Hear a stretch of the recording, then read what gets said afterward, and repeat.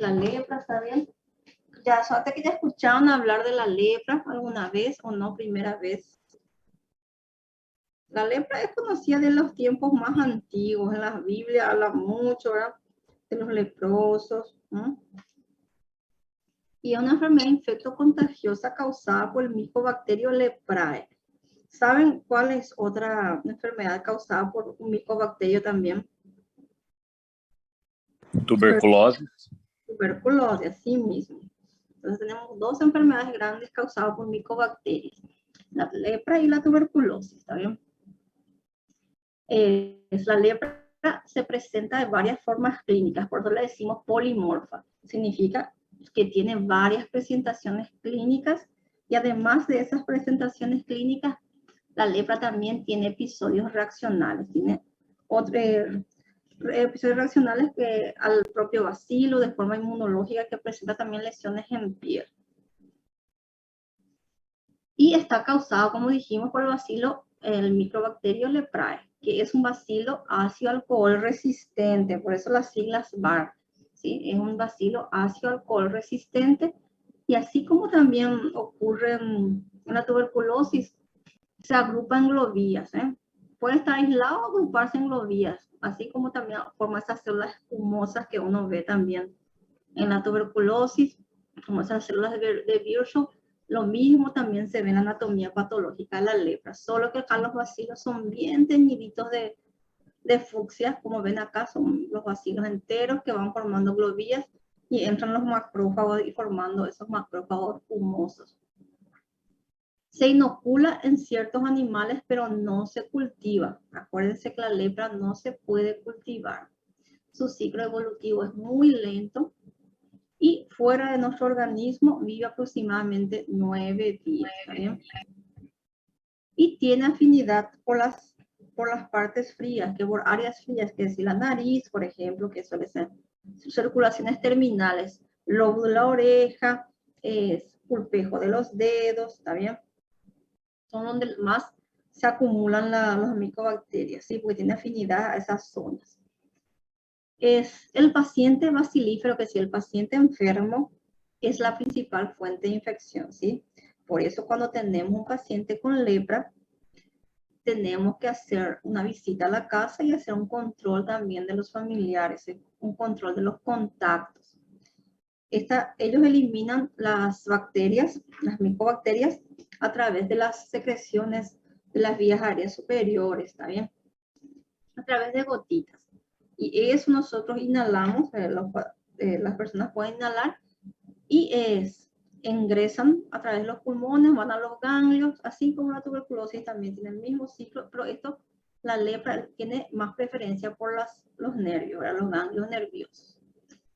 Entonces, generalmente entonces se elimina por vías aéreas superiores y excepcionalmente podría contagiarse por contigüidad, ¿verdad? De piel a piel, leche materna, objetos contaminados o vectores. No es frecuente este modo de contagio. Entonces, no hay que discriminar mucho al paciente con lepra porque no nos vamos a contagiar por pasarle la mano o por estar sentados cerca de ellos. Necesita una larga convivencia con el paciente y tenemos que tener una cierta predisposición para contraer la enfermedad. ¿Está bien? Entonces vamos a hablar un poquito de lo que es también la baciloscopía en lepra, que es muy importante conocer. ¿Qué es la baciloscopía? Es observar el bacilo en el microscopio directamente, la observación directa de los bacilos en el microscopio. ¿Y cómo se hace para hacer la baciloscopía? Es muy sencillo. Se toma la linfa del lóbulo de la oreja, por eso también le llamamos la linfa cutánea, el análisis que se hace. Se aprieta con bastante fuerza el lóbulo de la oreja hasta que esto quede anémico, hasta que eso se quede blanco. Y luego con un bisturí número 15, una lámina de bisturí, esto se corta ligeramente y al apretar sale la linfa. Y esa linfa se pone como un extendido en la laminilla, la lámina de vidrio que se usa para el microscopio, y eso se colorea, se tiñe y ahí podemos observar los bacilos, ¿está bien? Se hace la coloración con el Ziehl-Neelsen, ¿sí? Bueno, y ahí podemos hacer la contabilización de los bacilos que se observan para saber el índice bacteriológico de acuerdo a la cantidad de bacilos observados, ¿está bien? Si no se observa ningún bacilo en los 100 campos, es negativo. Si observamos 1 a 10 bacilos en 100 campos, decimos índice bacteriológico una cruz. Si observamos 1 a 10 bacilos en 10 campos, es 2 cruces. Si vemos 1 a 10 bacilos en un campo, es 3 cruces. Si vemos 10 a 100 bacilos en un campo, es 4 cruces. Si vemos de 100 a 1000 bacilos en un campo, es 5 cruces. Y si vemos más de 1000 bacilos en un campo, lo catalogamos como 6 cruces. ¿Está bien? Además de ver la cantidad y el índice, tenemos que también describir si están sueltos o en globillas, cómo se presenta nuestro micobacteria, ¿está bien? También tenemos que ver un poco el índice morfológico, que es decir, cómo está la estructura, así como le dije, si están sueltos, en globillas, si están enteros, si están fragmentados, si están granulados. Eso es lo que indica nuestro índice morfológico. Entonces, también tenemos que describir, por ejemplo, bacterioscopía, 3 cruces, bacilos bien coloreados y enteros, o si no te ponen índice bacteriológico, 2 cruces, bacilos fragmentados y granulosos. ¿Qué significa eso? Si están bien coloreados y enteros, son viables nuestros bacilos. Si están fragmentados y granulosos, son inviables. Generalmente se observa ya fragmentados y granulosos cuando empezamos el tratamiento multibacilar. ¿Está bien? Entonces, lo que más infectan, entonces, son los que son bien coloreados y a veces los granulosos, también las fuentes bacilíferas. Al tratar, van a disminuir los enteros y aumentar los granulosos y van a ir apareciendo los fragmentados, ¿está bien? Entonces, nuestra baciloscopía tiene una relación inversa con el estado inmunológico del paciente. ¿Qué quiere decir? Que cuando mayor inmunidad yo tengo, más mi baciloscopía va a ser negativa o mi índice bacteriológico va a ser menos. Cuando menor inmunidad tengamos, la baciloscopía va a ser más positiva, ¿está bien?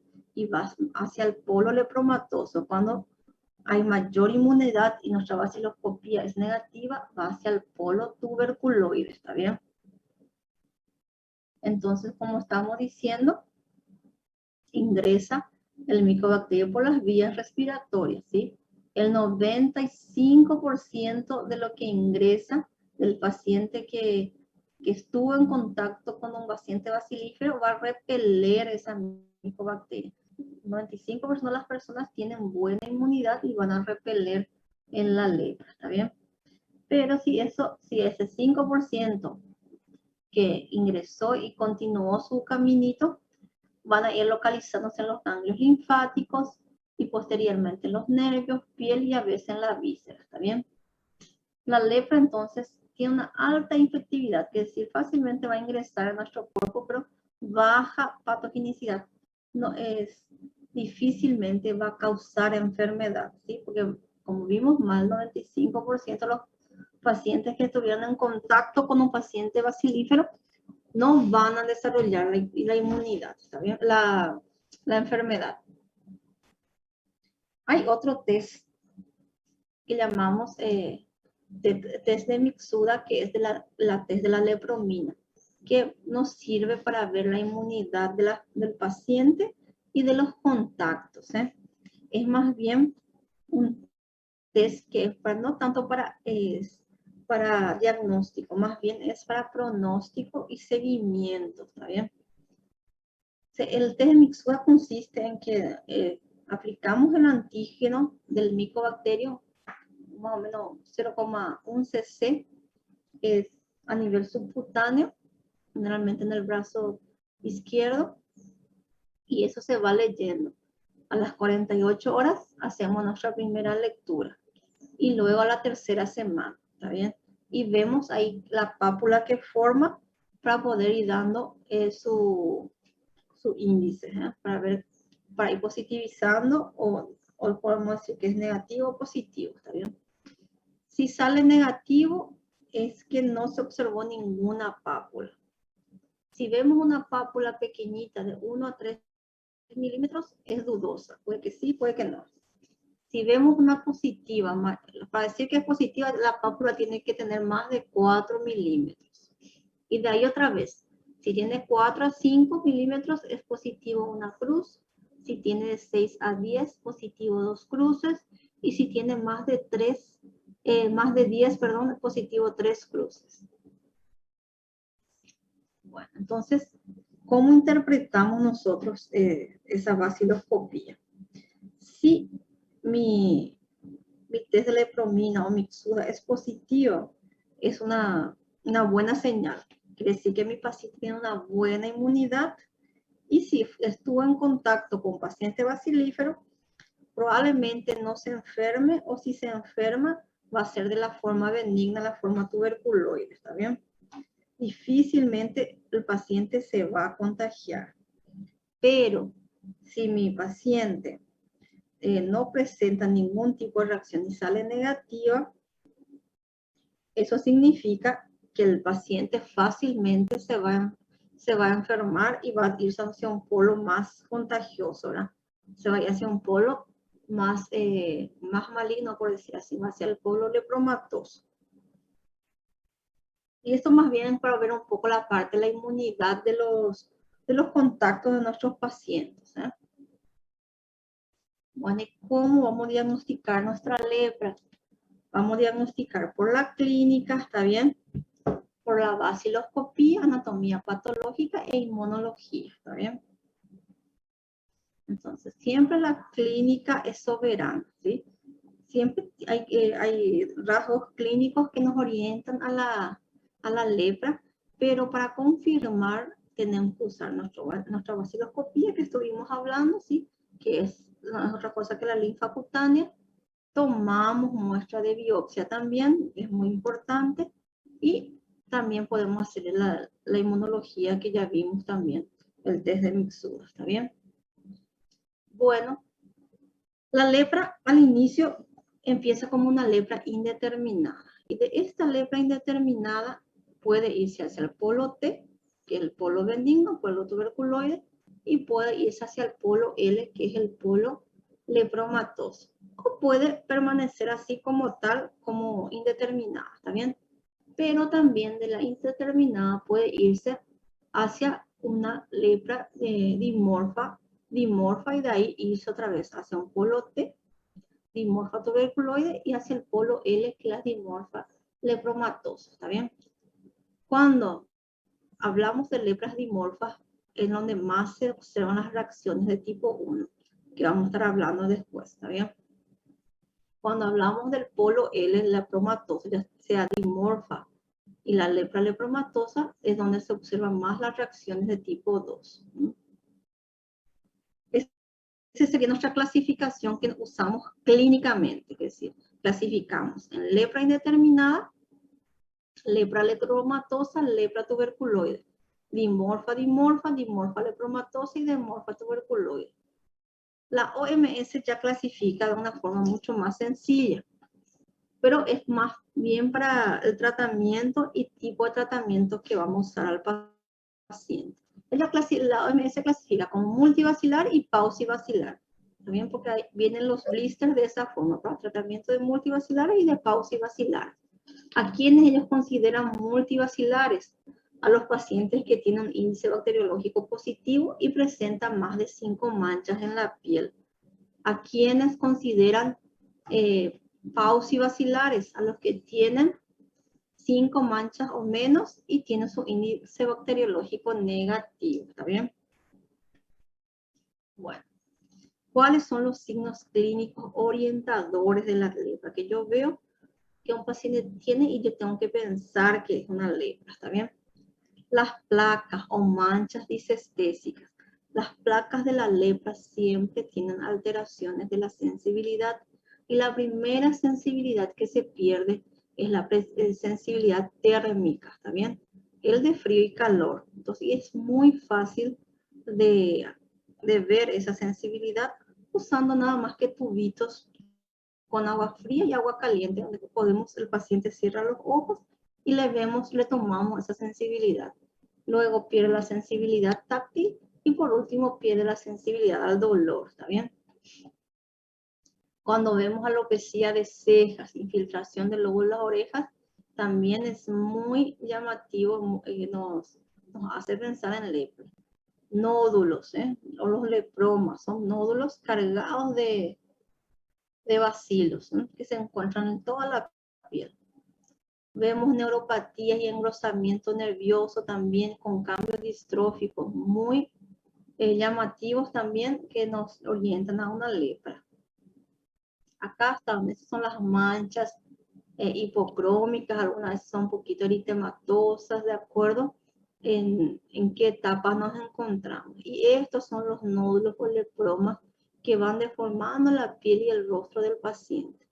Al empezar el tratamiento, muchas veces estos desaparecen, quedan sin lesiones. Hay distróficas, las distróficas sí que no desaparecen más. Lo que son causados por la alteración de los nervios, de los filetes nerviosos, ya generalmente no se recuperan más. Y como tomamos la prueba de la sensibilidad para el frío y calor con un tubito, eso se mide con agua fría y con agua caliente y probamos la sensibilidad de la placa. Bueno, más o menos entendieron lo que es la parte de generalidades de lepra para poder empezar a hablar de la clasificación un poco, ¿está bien? ¿Tienen alguna pregunta hasta acá? Vamos a hablar un poquito, como les dije, vamos a empezar hablando de la lepra indeterminada. Esta lepra indeterminada generalmente se caracteriza por estas máculas hipocrómicas que ven acá en la cara, ¿está bien? O con un borde un poco más eritematoso, pero siempre el centro es más claro. Puede ser única o múltiple, ¿sí? Que tienen una disestesia, generalmente tienen una alteración de la sensibilidad al frío y calor, ¿está bien? Todavía generalmente no, empieza solo con la sensibilidad al frío, la pérdida de la sensibilidad al frío y calor en esta etapa. Como dijimos, puede ser única o múltiple. En esta etapa no se presentan los engrosamientos de los nervios, ya esa disestesia para la sensibilidad térmica, y en esas placas también podemos ver una alopecia y una anhidrosis también, ¿sí? Entonces no tiene pelo y no suda en esas placas. La vaciloscopía en la lepra indeterminada es generalmente negativa. Su mipsuda es variable de acuerdo a la inmunidad de nuestro paciente. Esto puede virar hacia el polo T si su mipsuda es negativo o puede virar hacia el polo L si su mipsuda es positivo. Es decir, perdón, al revés, si es negativo, no tiene inmunidad, entonces puede virar hacia el polo L. Y si es positivo, tiene buena inmunidad, vira generalmente hacia el polo T. La anatomía patológica nos informa generalmente compatible con lepra indeterminada, ¿está bien? Generalmente no pueden confirmar, pero pueden ser compatibles con observándose un infiltrado difuso, perineural y anexial de los linfocitos, histocitos y fibroblastos. Y ocasionalmente puede observarse alguno que otro bacilo suelto. Pero no se observan las globias en esta etapa. ¿Está bien? Entonces, como dijimos, la lepra indeterminada puede ir hacia el polo T y al polo L, y a una dimorfa también. Entonces acá vemos cómo puede evolucionar la indeterminada. Puede irse hacia el polo T, que es mucho más rápido, tiene unos bordes más sobreelevados, papulosos, bien definidos. Tiene un mixura positivo. Puede irse hacia un polo L o un polo DD, que es un dimorfa, que es mucho más lenta su evolución. Las placas son mucho menos, más definidas. O puede permanecer como una lepra indeterminada, ¿está bien? Incluso pueden curarse solas. tiene muchos diagnósticos diferenciales. Entre ellos vemos la pitiriasis versicolor, el vitiligo, el neurohipercrómico, la pitiriasis alba y las hipocromías residuales. Pero ninguno de estas lesiones tiene trastorno de la sensibilidad. Entonces lo que caracteriza esas placas lepromatosas son la pérdida de la sensibilidad. Y la primera sensibilidad que se pierde es la sensibilidad al frío, al calor, ¿está bien? La sensibilidad térmica, ¿está bien? Acá para ver la fotito, la pitiriasis alba o pitiriasis lexemática hipocromiante, también le podemos llamar. Es generalmente como uno tiene la sensibilidad conservada y generalmente tiene unos límites más difusos y una pequeña descamación en su superficie. El vitiligo es mucho más acrómico, no es hipocrómico, el vitiligo es acrómico. La pitiriasis versicolor, así como dice, no, tiene varios colores, uno, y también tienen más escamas, más escamas, no tiene la pérdida de la sensibilidad. La hipocromía residual, siempre va a haber historia previa de alguna lesión que causó esa hipocromía. El nevus hipocrómico está presente desde la infancia, desde el nacimiento, desde la primera infancia. La micosis fungoides hipocromiante también, pero no tiene pérdida de la sensibilidad. ¿En quienes observamos mayormente la lepra indeterminada? En los pacientes que viven en los contactos, cuando nos vamos e investigamos los contactos de nuestros pacientes, ahí lo que más encontramos pacientes con lepra indeterminada. Y es la etapa ideal para empezar un tratamiento, ¿está bien? En un medio ideal lo recomendable es que si vos tenés tu paciente con lepra, se tiene que hacer una visita a la casa. Esas son enfermedades lo que uno tiene que informar. Uno informa y la gente del ministerio del programa de lepra tiene que ir a visitar la casa de ese paciente y examinar los pacientes, las otras personas que conviven con nuestro paciente bacilífero. Bueno. ¿Alguna duda con la lepra tuberculoide? ¿Alguna preguntita, algo que no quedó claro? ¿Todo tranquilo? Si no me entienden o hay alguna palabra que no entienden lo que digo, me pueden parar y preguntarme, ¿está bien? Ok, profe. ¿Se entiende? ¿Verdad? Se entiende bien el castellano, ¿verdad? Porque a veces Sí, profe. La tuberculoide, recuerden que nos dijimos, nuestra lepra indeterminada puede virar al polo T, que es el polo tuberculoide, que es el polo más benigno de la lepra, ¿está bien? Generalmente son placas eritematosas con unos bordes bien definidos de color jamón crudo, les dicen ellos, pero así como un color rojo, un rosadito, con un centro más claro. Son pocas placas, generalmente de 1 a 3 placas. Si tiene más de 3 ya clasificamos como una dimorfa tuberculoide también. Siempre es bueno saber el número de placa, hay que describir en nuestra historia clínica. Y pueden tener como geográfico, como un mapa, ¿ven? Como este parece bien, un mapa de Brasil, por ejemplo, parece. Tiene un borde bien definido, ¿está bien?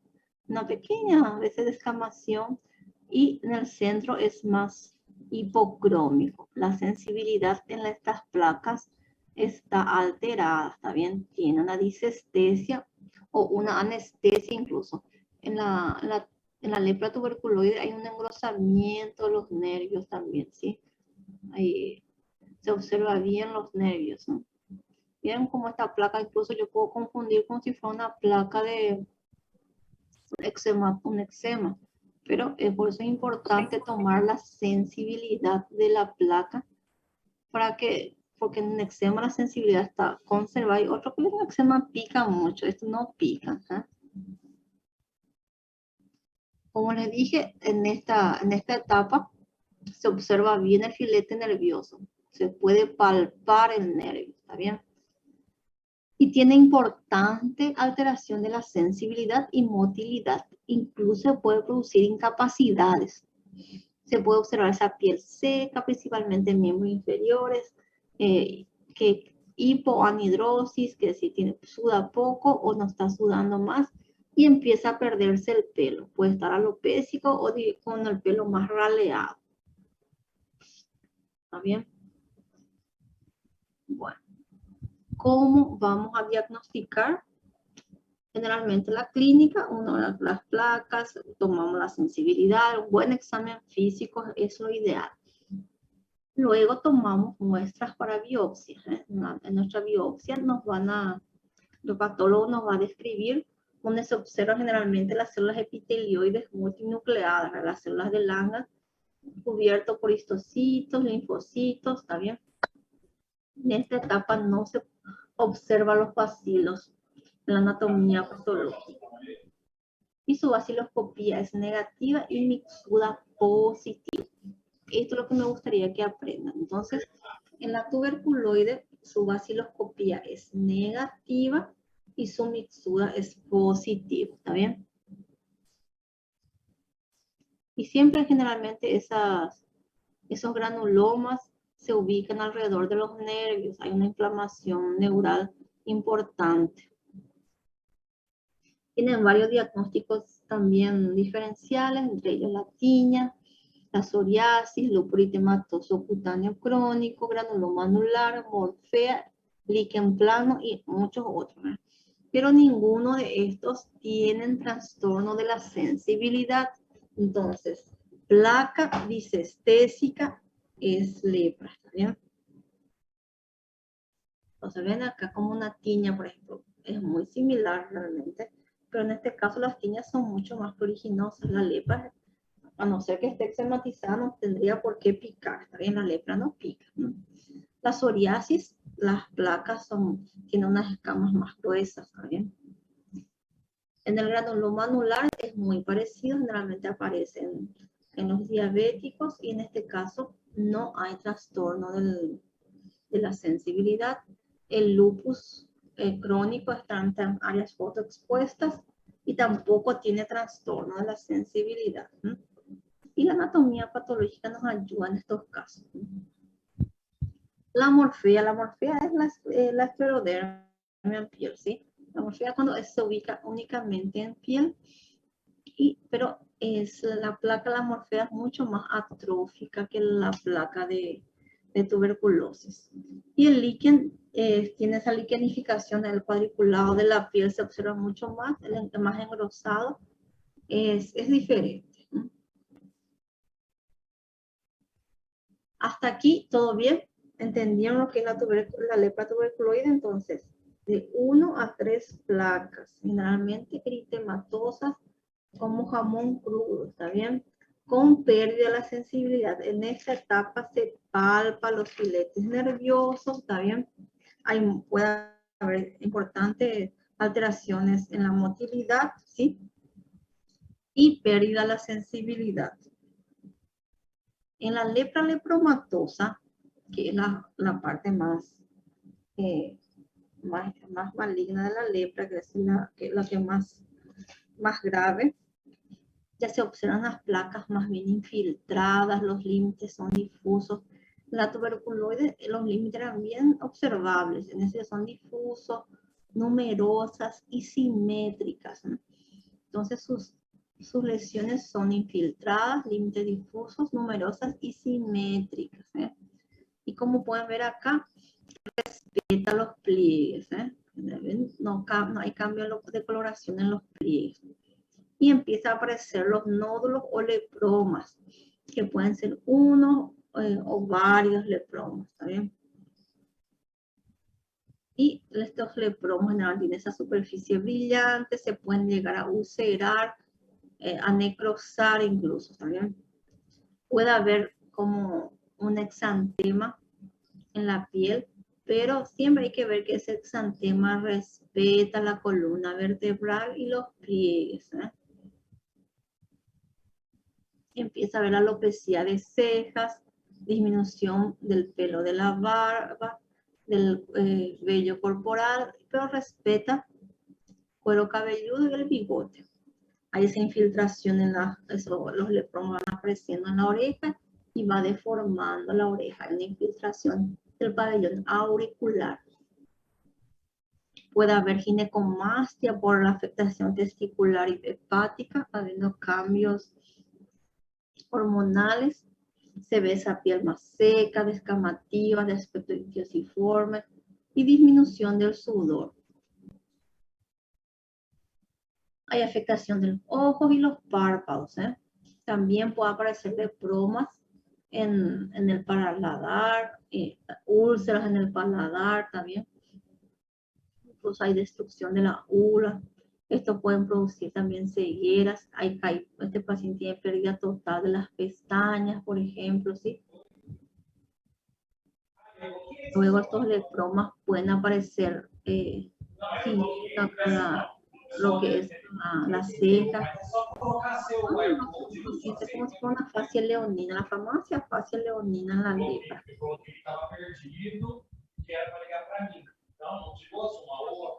Es una enfermedad multisistémica porque afecta no solo piel, afecta a otros órganos también, hígado.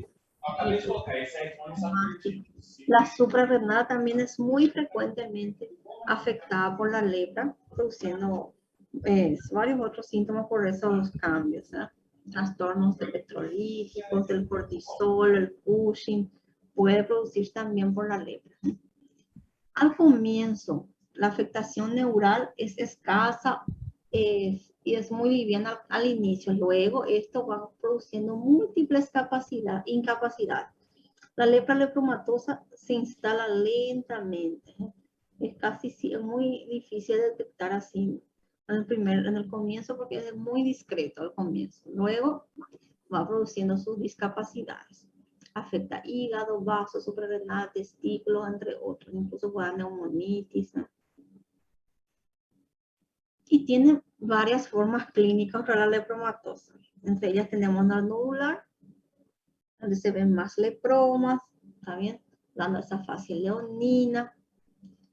La difusa, que es la lepra bonita, donde da la fascia sin pelo, y la cara rojita, esa es la lepra bonita. La estioide, cuando esos lepromas se juntan formando como placas.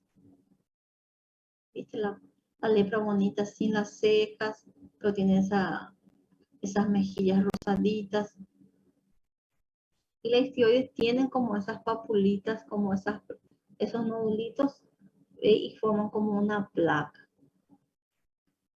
Para llamarle lepra lepromatosa, mi índice bacteriológico tiene que ser mayor a 3 cruces. Y tiene que tener bacilos enteros que forman globias. En mi anatomía patológica se observa mis macrófagos cargados de bacilos. Y acá lo que yo puedo hacer las de Virchow.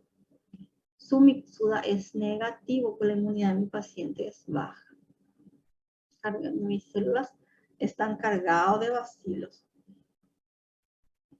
Y su diagnóstico diferencial es la farmacodermia en sus distintas etapas, ¿sí? Sífilis, linfomas, lupus, ¿no?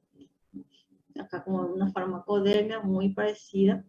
Pero tenemos que ver que siempre la lepra respetaba nuestro canal vertebral, también igual que la sífilis. Finalmente su exantema acá es más difuso, ¿está bien? No, hay acá por ejemplo un lupus donde tiene esas alas de mariposa.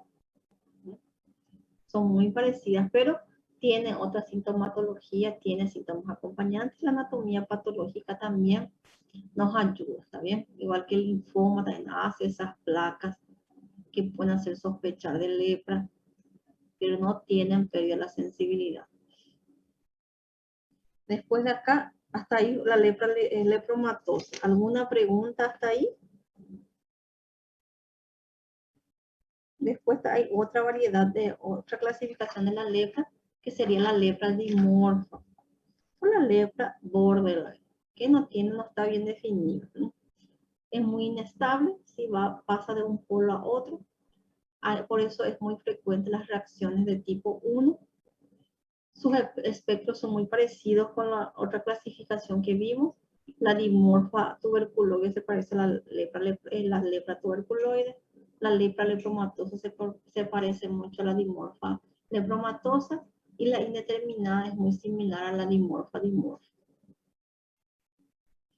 ¿No? Acá el cuadrito también, viene un poquito otra vez, pero para poder más o menos clasificar bien, cuando hablamos de dimorfa, nuestros pacientes tienen aproximadamente de 5 a 25 lesiones.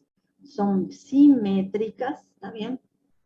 Generalmente tienen límites bien definidos, los límites externos son bien definidos y un centro, un límite interno poco definido, ¿está bien? Entonces el externo es bien definido y el interno es poco definido, ¿está bien? Y tiene un compromiso severo también de los troncos, produciendo grandes incapacidades. Y es muy, como dijimos, una forma que tiene bastante inestabilidad también, pudiendo virar otra vez hacia el polo dimorfo también, ¿sí? Entonces son más o menos de 5 a 25 placas que tienen un borde externo bien definido y un interno poco definido y un centro más claro, disestésico. Generalmente se pierde acá la sensibilidad al calor y al frío, ¿está bien? La sensibilidad térmica. Son grandes placas a veces, ¿eh? La dimorfa, la que es la que puede virar más rápidamente hacia uno u otro polo, tienen más de 25 lesiones. Sus límites, tanto internos como externos, también definidos, que es el límite externos bien definidos y el centro también bien definido, ¿está bien? Y es poco frecuente por su inestabilidad. Son grandes placas donde vemos un límite interno bien definido, tanto como el externo también. Tienen también su disestesia, ¿está bien? La lepromatosa ya son más de 25 placas, ¿está bien?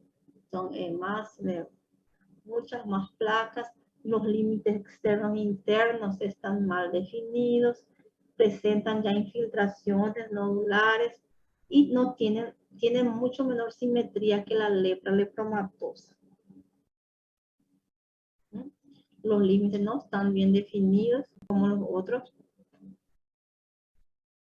Y en la lepra dimorfa, la vaciloscopía puede ir desde una vaciloscopía negativa hasta una vaciloscopía de una cruz en la lepra dimorfa tuberculoide y de una cruz a 3 cruces una dimorfa lepromatosa. ¿Está bien?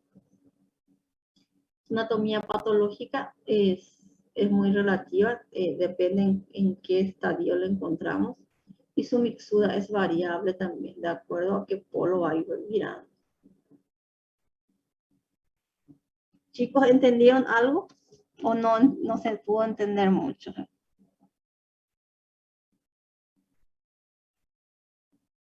Para mí está tranquilo, profe.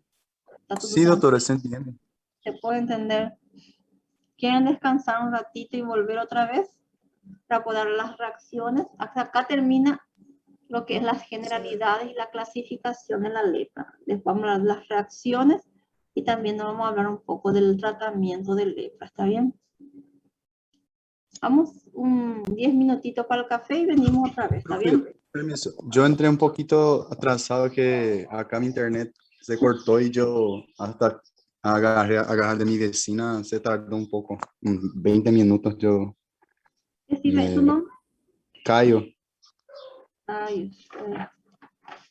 Cayo Queiroz, ¿no? Eso. Muchas gracias. ¿Alguien más? Doutora, Oi, eu também. Lara Bertolotti. Lara, está aquí. Yo Lara también, Bertolotti. profe. Yo no quise Gracias. interrumpir la clase. Está bien, igual le pongo acá presente. ¿Y quién más? Francisco también, profe. Francisco Mezquita, ¿no? Sí, gracias. Y Profe, eu também. Erika. Erika, aquí está. ¿Alguien más? Natalia. Prof, Natália está com problema em sua internet, está saindo e voltando, prof. Ah, pero estuvo con nosotros también. Acá está Natalia Luis. Ujú. Pero estuvo con nosotros, ¿ah? Entonces acá ya están casi todos presentes. Tá bom, meninos. En 10 minutitos, ¿está bien? ¿Les parece? Vamos a tomar un café y tomar un poco de agua, si no mi garganta se seca mucho. ¿Está ok? Dale. Dale.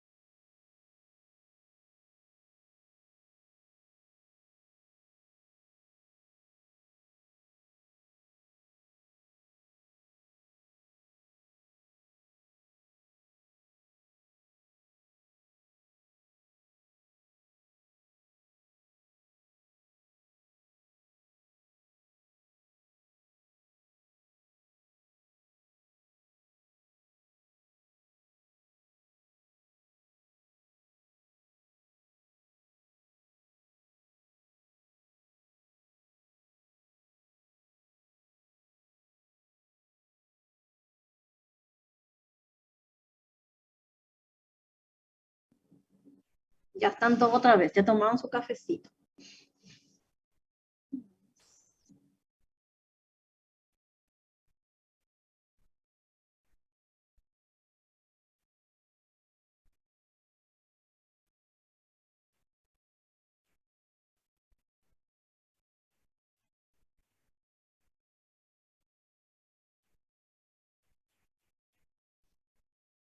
Vamos a hablar un poquito de las reacciones en lepra, ¿está bien? Como dijimos al comienzo con el cuadrito, las reacciones en lepra tipo 1 son más frecuentes en la lepra dimorfa, en sus 3 variedades, vamos a decir así, y las reacciones tipo 2 es más frecuente la dimorfa leptomatosa y la lepromatosa, ¿está bien? Entonces, vamos a hablar un poco qué son las reacciones en lepra. Las reacciones en lepra pueden ser motivo de consulta. El paciente puede consultar por primera vez por su reacción, ¿sí? Estas reacciones también pueden aparecer después que el paciente empezó su tratamiento o después que ya terminó su tratamiento también, ¿sí? Son de curso crónico, ininterrumpido por las reacciones, son episodios agudos, subagudos y a veces subintrantes o recidivantes. Quiere decir que antes que termine una reacción ya puede volver a aparecer nuevas lesiones y reiniciarse todo otra vez. Estas lesiones son muy polimorfas también, ¿sí? Y tienen mucha sintomatología general y compromiso neural. Son muy dolorosas y muy molestosas, por eso es lo que los pacientes se ven obligados a venir a consultar generalmente por sus reacciones, ¿no? Y tenemos reacciones del tipo 1 y tipo 2. Nuestras reacciones de tipo 1 a la vez son relacionadas al aumento, relacionadas a la inmunidad celular y están más en la lepra dimorfa. Cuando hay un aumento de la inmunidad celular, le llamamos reacciones de reversa, que son las más frecuentes. Y cuando hablamos de la disminución de la inmunidad celular, ya le llamamos reacción de degradación. Son menos frecuentes que la de reversa. Cuando hay un aumento de la inmunidad celular, generalmente hay un viraje hacia el polo T, que sí que un paciente con lepromatosa que va hacia una dimorfa, o se va hacia una dimorfa tuberculoide. Y cuando hay disminución de la inmunidad celular, es al contrario, hay un viraje hacia el polo L. Y las reacciones de tipo 2 son relacionadas con la inmunidad humoral, ¿está bien? La tipo 1, la inmunidad celular. La tipo 2, inmunidad humoral. Y se ve más en la lepra lepromatosa y la dimorfa lepromatosa. Y son de 3 tipos también, ¿no? Eritema nodoso lepromatoso, que es el más frecuente.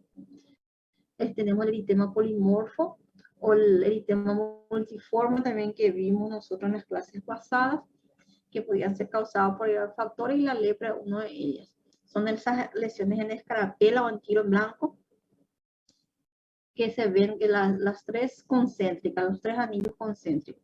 De la misma forma de presentación también se puede presentar esta reacción tipo eritema nodoso, eritema polimorfo. Y el fenómeno de Lucio, que es una necrosis masiva, una vasculitis muy extensa a veces, que pueden ser bastante graves, incapacitantes.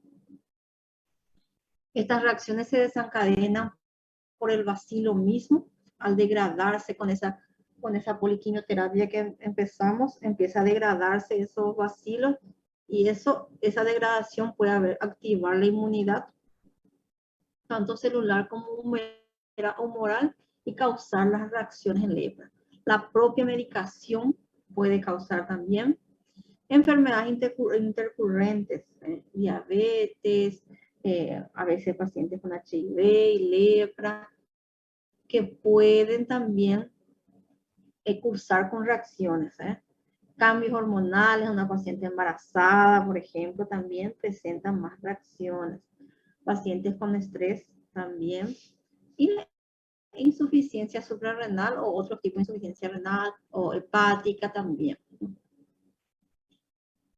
Y como les dije, hablando de las reacciones de tipo 1, la más frecuente es la reacción de reversa. Es un grupo, tiene lesiones muy polimorfas también.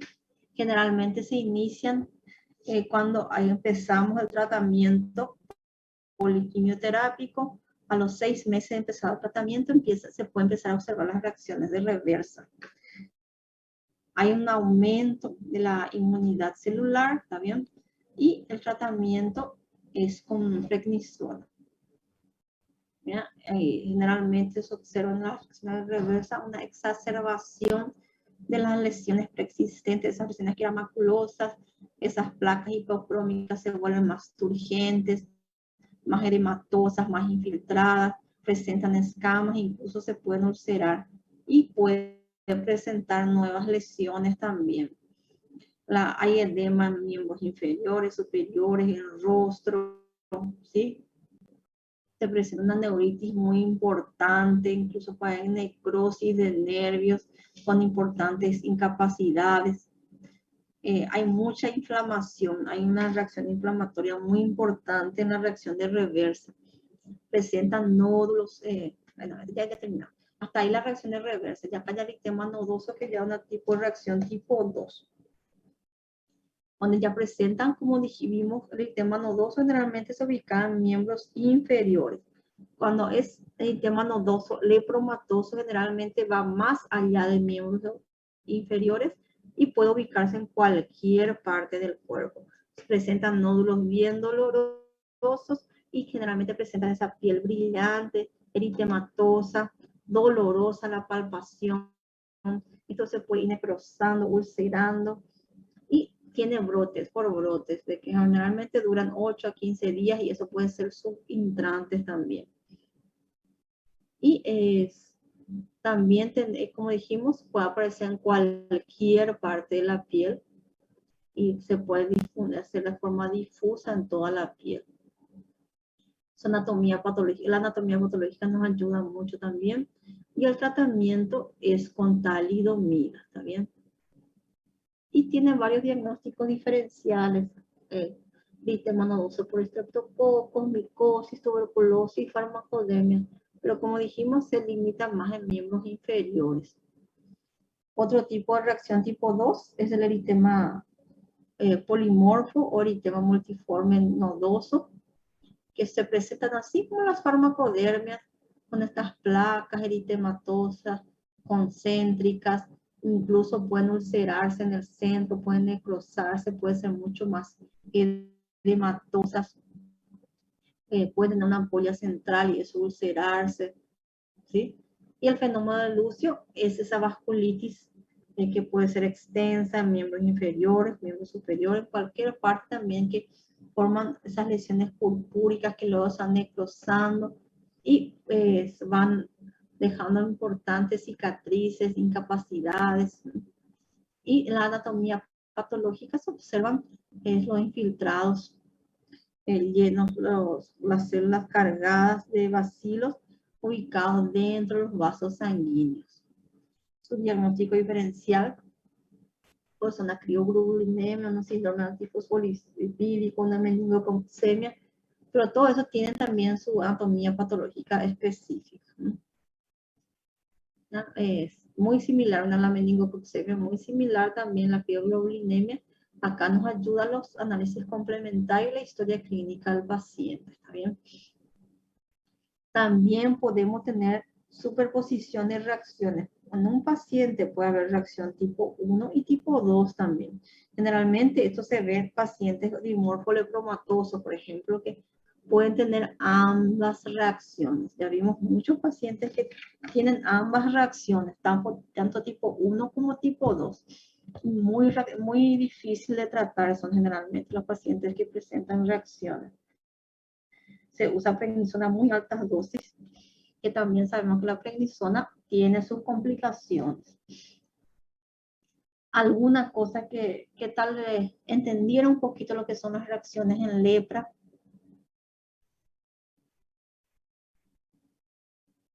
lepra es todo un capítulo aparte, es difícil. La próxima podemos ir viendo un poco de casos clínicos también. Vamos a hablar un poco del tratamiento de la lepra también. El tratamiento de la lepra reparte la OMS. En todo el mundo es el mismo tratamiento, ¿está bien? Viene en forma de blister que trae la OMS principalmente a los países endémicos, ¿verdad? Brasil, Paraguay, todo es el mismo esquema de tratamiento, ¿está bien? Que ya viene por cada Ministerio de Salud de cada país, ya reparte eso con un sistema que tiene su sistema nacional de combate para la lepra, ¿está bien? Y para esto, el tratamiento se hace generalmente con 3 drogas, la dapsona, la rifampicina y la clofazimina. Y dependiendo del esquema de tratamiento que utilicemos, ya sea pausa y multivacilar en mayores de edad o menores de edad, lo que va a cambiar un poco es la cantidad que usamos, ¿está bien? La dapsona generalmente se usa en un paciente adulto. Multivacilar se usa generalmente 100 miligramos día y tiene un efecto bacteriostático, ¿está bien? Pero tiene también muchos efectos colaterales. Pueden producir anemias, granulocitosis, hepatitis y un síndrome de hipersensibilidad a la sulfona, que es un tipo de farmacodermia que es muy común con la dapsona.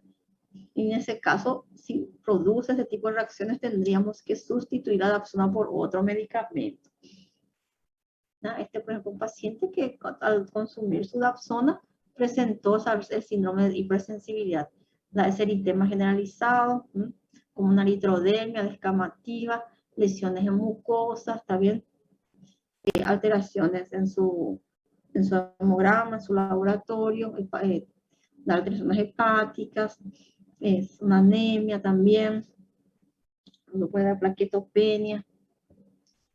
Y también después la otra droga que tenemos es la rifampicina, que se usa una vez al mes, 600 miligramos. Una vez, una dosis mensual nomás, eso está bien. La dapsona es una dosis diariamente toman los pacientes. Y su efecto es bactericida. También tiene efectos colaterales, puede producir hepatopatías, insuficiencia renal, trombocitopenias, como síndrome pseudogripal, y también inhibe los anticonceptivos. Entonces siempre hay que explicar bien a las pacientes de sexo femenino, ¿sí? que él va a inhibir los anticonceptivos, entonces tiene que usar otros métodos, ¿no?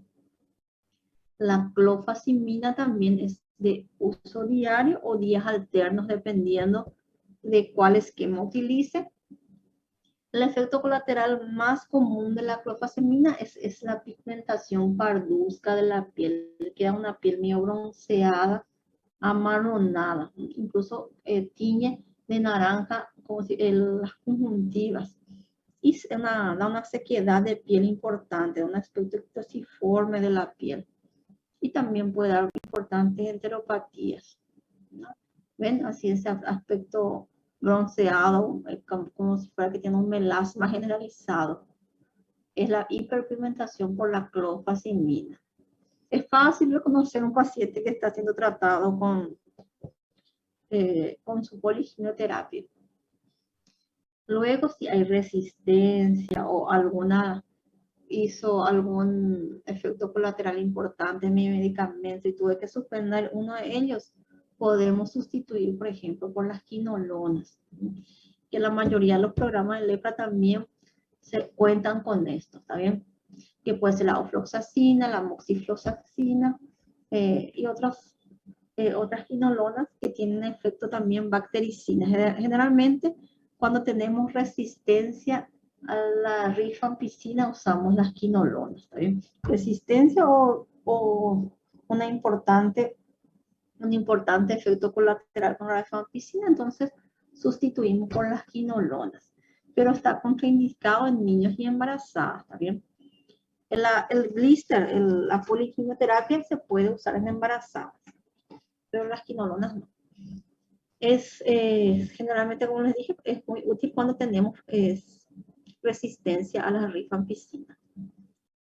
La claritromicina también es otro fármaco utilizado, que también es bactericida, también puede sustituir, pero también da muchas farmacodermias, puede incluso llegar a un Steven Johnson, también gastrointestinales. También puede producir trombocitopenia. La aminociclina también es muy común usar, también efecto bactericida, a 100 miligramos día. Puede producir, la aminociclina produce muchos vértigos y también malestar estomacal. Muchos síntomas gastrointestinales, también produce pigmentación de la piel. Y dijimos nosotros que la OMS para el tratamiento dividía en dos formas, multivacilar y paucivacilar. Los multivacilares lo que tenían su índice bacteriológico positivo y los paucivacilares con índice bacteriológico negativos con 5 o menos manchas. Y entonces el tratamiento en personas mayores de 15 años y adultos multivacilar es este es el blister de la lepra, ¿está bien? Que en todo el mundo es igual, ¿está bien? Y contiene el primer día dosis supervisada, viene en tu consultorio. Generalmente esto es a través del ministerio, no vienen los pacientes con lepra, no consultan con nosotros en la parte privada.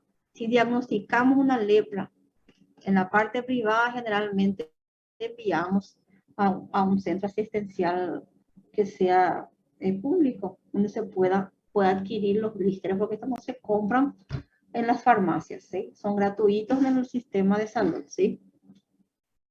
Y ese día que llega a consultar para su control, ya se le hace tomar de forma supervisada su rifampicina, que es una vez al mes, 600, los dos juntos. Toma 300 de clofazimina, las 3 comprimiditos juntos, y 100 de dapsona en ese mismo día. Le traemos un vasito con agua y toma enfrente a nosotros. Luego va a ir siguiendo un comprimido de clofazimina, que es la marroncita, y una de dapsona, ¿está bien? Entonces va tomando. Está muy bien especificado en la parte de atrás los días también de cada día 1, generalmente dice día 2, porque día 1 es ¿está bien? La dosis supervisada. Después día 1, día 2, día 3, hasta completar. Y general, tiene que tomar 12 blisters. Un paciente multivacilar tiene que completar 12 blisters en no más de 18 meses, que si no puede estar extendiendo mucho en tomar esos 12 blisters. Deberá recibir, si por ahí el paciente, yo termina mi tratamiento, tengo que volver a hacerle su linfa cutánea, su anatomía patológica, y si mi índice bacteriológico viene mayor a 3 cruces y yo veo que ahí todavía es micobacterias viables, bien coloreadas, es mi deber empezar otro ciclo más de 12 blisters. Igualito otra vez, y tomamos 24 meses. Si mi paciente es mayor de edad, más de 15 años, y es paucivacilar, tiene 5 menos manchas y tiene su bacterioscopía negativa, es mucho más sencillo su tratamiento. El día que viene a la consulta, tome dosis supervisada 600 de rifampicina y un comprimido de dapsona de 100. Luego continúa solamente con su dapsona. En el esquema paucivacilar no usamos la clofazimina, a no ser que mi paciente tenga reacciones a mi dapsona, entonces yo en vez de darle la dapsona le doy la clofazimina. Y el tratamiento es por 6 meses, en general 6 blisters tienen que completar en menos de 9 meses, ¿está bien? 6 blisters tienen que completar acá mi paciente. Pero si es un paciente menor de edad, menor de 15 años, dividimos otra vez en menores de 10 años y entre 10 y 14 años, por la dosis nada más. Si es multivacilar y el paciente es menor de 10 años, podemos ver bien cómo acá dividen su rifampicina en una cápsula de 300 y una de 150. Si es menor de 10 años, le damos solo la cápsula de 300, dosis supervisada siempre. Y le damos una sola de clofazimina, ¿está bien? Y la dapsona. Y luego sigue su esquema, como está acá. Si es más de 14 años, les damos todo el blister, los 450 y los 300 de clofazimina y el comprimido de dapsona, y luego también sigue el blister de forma como está establecido. Si es paucivacilar, también le sacamos la clofazimina, ¿está bien? Y toma, de acuerdo a la edad, 300 o 450 de rifampicina, ¿está bien? Y sigue otra vez su esquema. Se toma 6 blister y si 12 blister, así como el adulto se toman si es multivacilar, 12 blister no mayor de 18 meses, y si es paucivacilar, son 6 blisters en no más de 9 meses. Y después hay pacientes que son intolerantes a la dapsona. Entonces ahí, como les dije, se cambia, en vez de usar la dapsona, se usa la clofazimina en el caso de los paucivacilares, ¿está bien? O si es un multivacilar, ya podemos buscar entre las opciones que vimos allá, entre las quinolonas, y reemplazando nuestra dapsona. Y los que son intolerantes a la rifampicina, a la clofazimina, generalmente introducimos directamente la quinolona o la minoxiclina o la doxiciclina también. De la misma forma, tomamos generalmente si es intolerante a la rifampicina, generalmente tiene que completar 24 meses de su quinolona.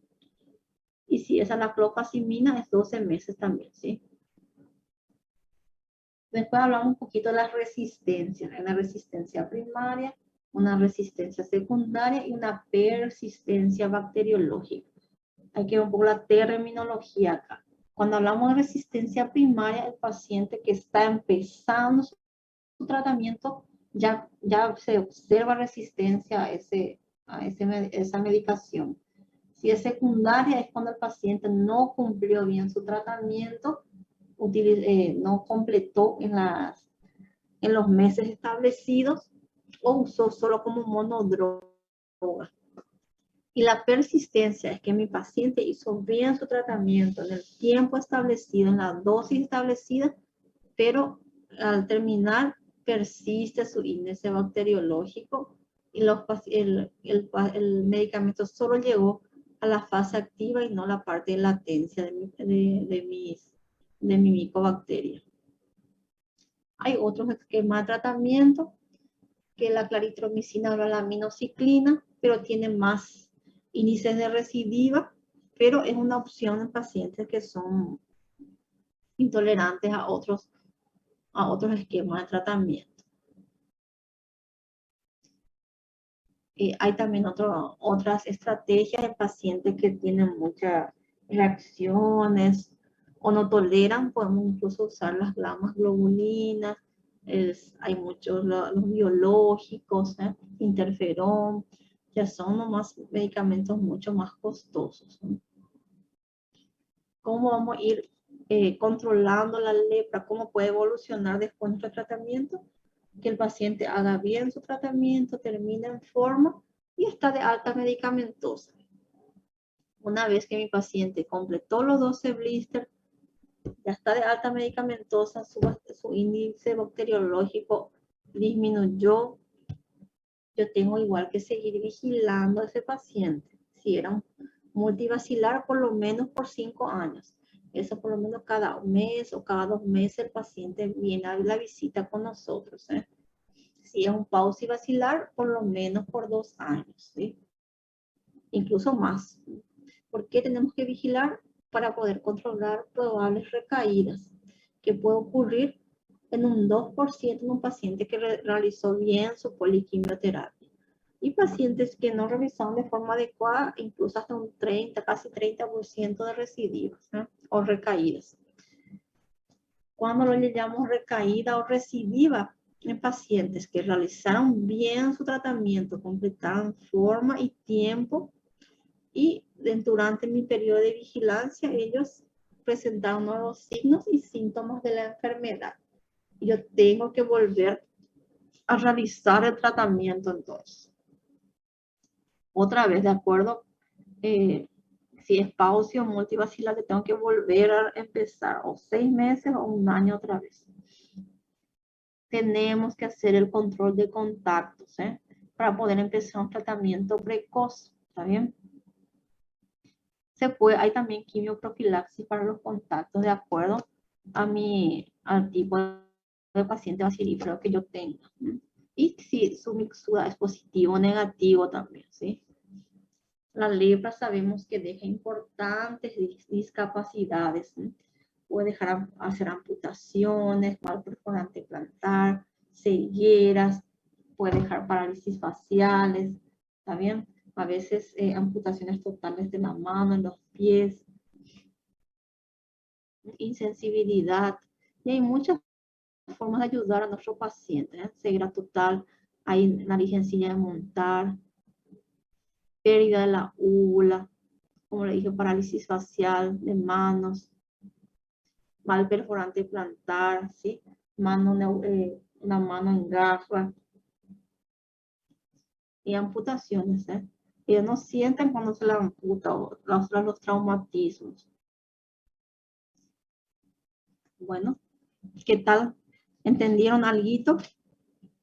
Sim, profe. Profe, em Oi. quanto tempo uma pessoa que está fazendo bem certinho seu tratamento começa a ver respostas do tratamento? Y generalmente a los 6 meses multivacilar ya se observa muchísima mejoría. El paciente bacilífero empezó su tratamiento hoy y al mes el paciente ya no contagia más, ¿está bien?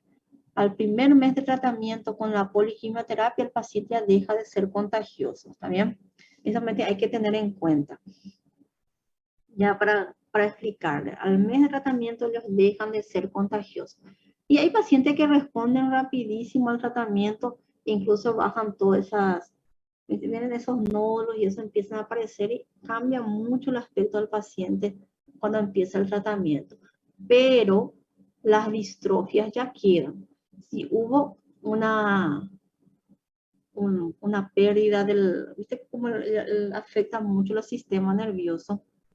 Si ya hubo una malformación, por ejemplo, esa mano en garra ya va a quedar, no hay tratamiento que se ayude, tal vez fisioterapia, a veces hacen cirugías para descomprimir el nervio, pero ya queda la incapacidad.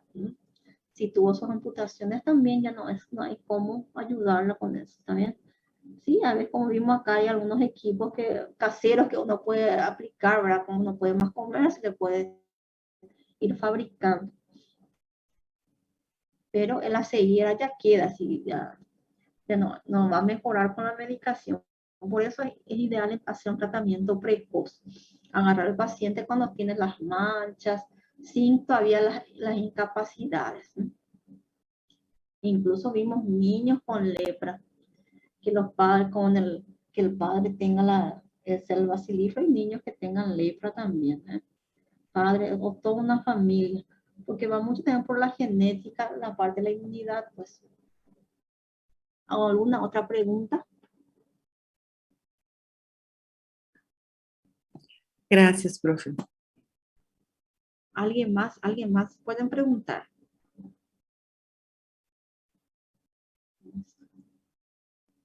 ¿Entendieron? ¿Qué les pareció la clase? Fue fácil.